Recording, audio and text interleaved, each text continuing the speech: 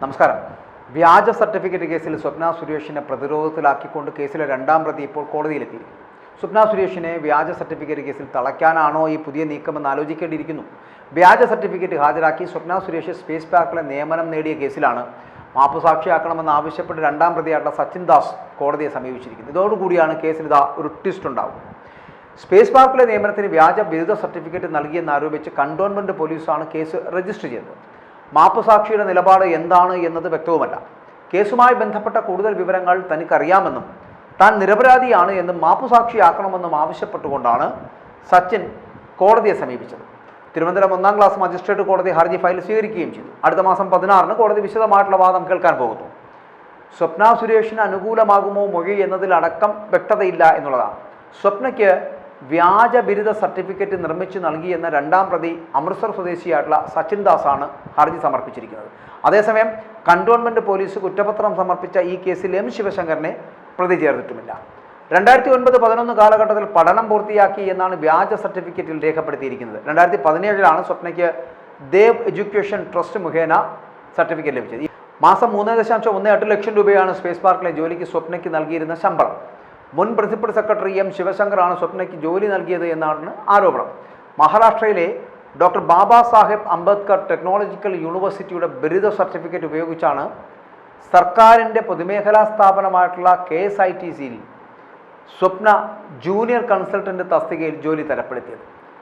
സ്വർണ്ണക്കടത്ത് കേസ് പുറത്തു വന്നതിന് പിന്നാലെ സ്വപ്നയുടെ ബിരുദത്തെ സംശയിച്ച് അല്ലെങ്കിൽ അതിനെ സംബന്ധിച്ച് സംശയം തോന്നിയ സർക്കാർ ബിരുദം വ്യാജമാണോ എന്ന് അന്വേഷിക്കാൻ KSITLനോട് ആവശ്യപ്പെടുകയായിരുന്നു.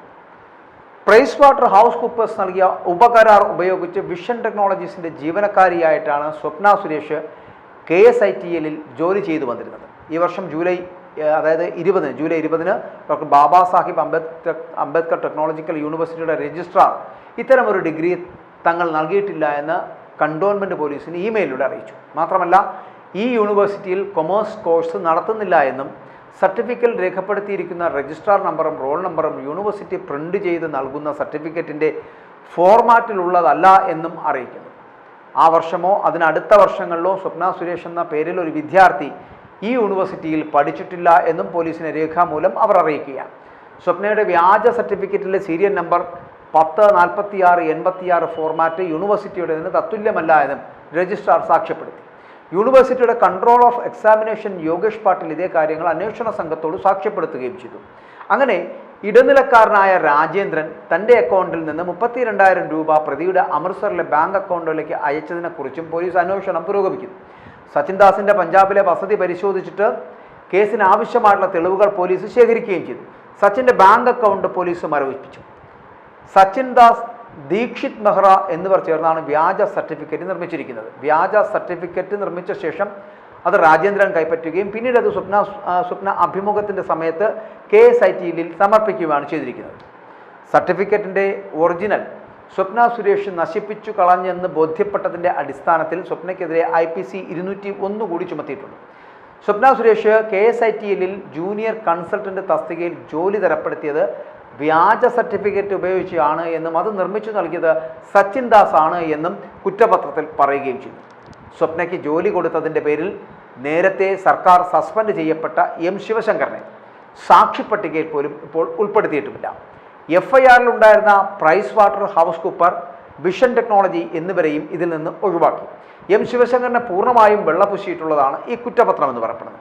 വ്യാജ നിയമനം ശിവശങ്കറിൻ്റെ അനുമതിയോടെയാണ് എന്ന് സ്വപ്ന സുരേഷ് വെളിപ്പെടുത്തുകയും ചെയ്ത സാഹചര്യമായിരുന്നു. എന്നാൽ കുറ്റപത്രത്തിൽ ഉൾപ്പെടുത്താതെ ശിവശങ്കറിനെയും കൺസൾട്ടൻസികളെയും രക്ഷപ്പെടുത്തുന്ന രീതിയിലാണ് അന്വേഷണം പൂർത്തിയാക്കിയിരിക്കുന്നത് എന്നുള്ളതാണ്.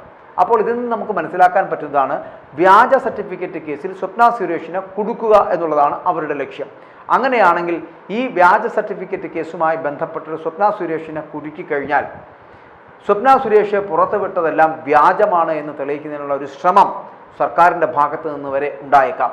അങ്ങനെയാണെങ്കിൽ ശിവശങ്കറിനെയും ഒപ്പം തന്നെ ചില കൺസൾട്ടൻസികളെയും എന്തുകൊണ്ടാണ് ഇതിനകത്ത് പ്രതിപട്ടികയിലോ അല്ലെങ്കിൽ ഇവരെ സാക്ഷിപ്പട്ടികയിലോ ഉൾപ്പെടുത്താതായി പോയത്? അങ്ങനെ ഉൾപ്പെടുത്തിയിരുന്നുവെങ്കിൽ നമുക്ക് ഇത്തരത്തിലൊരു സംശയം ഉണ്ടാകില്ലായിരുന്നു. അപ്പോൾ ഇതിനകത്ത് സംശയം ജനിപ്പിക്കുന്നത് സ്വപ്ന സുരേഷിനെ മാത്രം ടാർഗറ്റ് ചെയ്തുകൊണ്ട് മുന്നോട്ട് പോകുന്ന ഒരു സ്ഥിതിവിശേഷമാണ് ഇതിനകത്തുള്ളത് എന്നുള്ള കാര്യത്തിൽ സംശയമില്ല. അല്ലാതെ ഒരിക്കലും സ്വപ്ന സുരേഷിനെ ഇതിനകത്ത് ഉൾപ്പെടുത്താത്ത രീതിയിൽ ഏതെങ്കിലും വിധത്തിൽ അവരെ മറ്റേതെങ്കിലും തലങ്ങളിലേക്ക് മാറ്റി വയ്ക്കുവാനുള്ളൊരു ശ്രമമല്ല നടത്തുന്നത്. പകരം ഇവരെ തളയ്ക്കുക. സ്വപ്ന സുരേഷ് മുന്നോട്ട് വെച്ച വാദങ്ങളെല്ലാം വ്യാജമായിരുന്നു, അവർ പറയുന്ന കാര്യങ്ങളെല്ലാം വ്യാജമാണ് എന്ന് വരുത്തി തീർക്കുക എന്നുള്ളതാണ് ഇതിന് പിന്നിൽ. അതുകൊണ്ടാണ് ഈ വ്യാജ സർട്ടിഫിക്കറ്റ് കേസുമായി മുന്നോട്ട് പോകുമ്പോൾ സ്വപ്ന സുരേഷിനെ തളയ്ക്കുകയും പിണറായി വിജയനെതിരെയും അല്ലെങ്കിൽ പിണറായി വിജയൻ്റെ മകൾ സ്വപ്ന നടത്തിയ ആ വാദങ്ങളുമൊക്കെ തെറ്റായിരുന്നു, പൊള്ളയായിരുന്നു, വ്യാജമായിരുന്നു എന്ന് വരുത്തി തീർക്കുവാനുള്ള ഒരു ശ്രമം കൂടി ഇതിനകത്തുണ്ട് എന്നുള്ളതാണ്. അതുകൊണ്ട് സ്വപ്ന സുരേഷിനെ വീണ്ടും ജയിലിലേക്ക് അയക്കുക, അവിടെ തളച്ചിടുക എന്നുള്ളതാണ് ഈ സർക്കാരിൻ്റെ അടക്കം ലക്ഷ്യം.